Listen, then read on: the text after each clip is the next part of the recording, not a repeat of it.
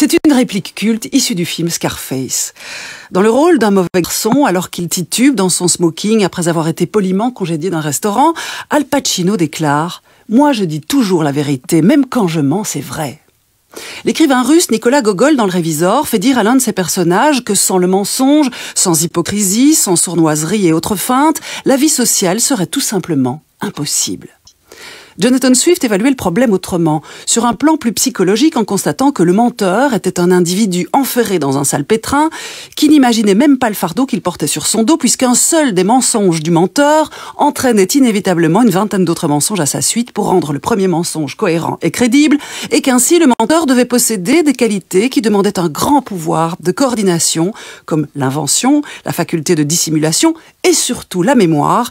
Bref, mentir pour le menteur n'est pas une sinécure, c'est même une véritable galère.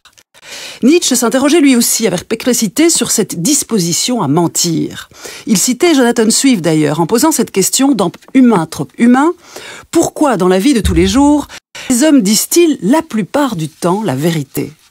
Nietzsche n'écrit pas que les hommes disent toujours la vérité, mais il se limite à constater que la plupart du temps, les hommes sont enclins à dire la vérité.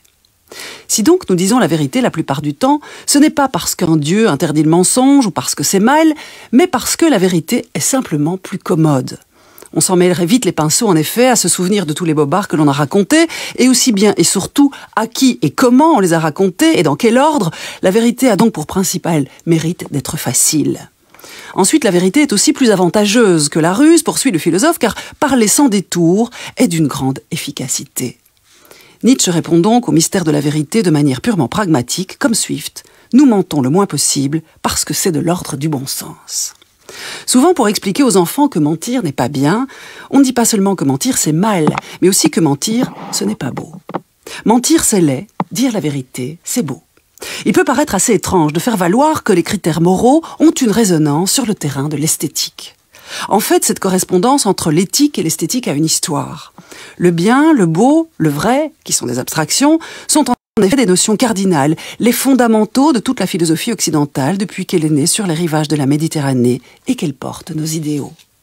Ces notions, le bien, le beau, le vrai, les philosophes les appellent les transcendantaux, c'est-à-dire des valeurs supérieures des normes idéales. Or, qu'est-ce que le mensonge ? Le mensonge est le contraire d'un idéal de vérité et de beauté. Et dès lors, ce n'est pas extrêmement bien. C'est au fond comme si le mensonge pulvérisait littéralement, en les salissant, les valeurs cardinales du bien, du beau et du vrai. En 1940, un petit garçon italien est très malheureux de voir son nez brusquement grandir.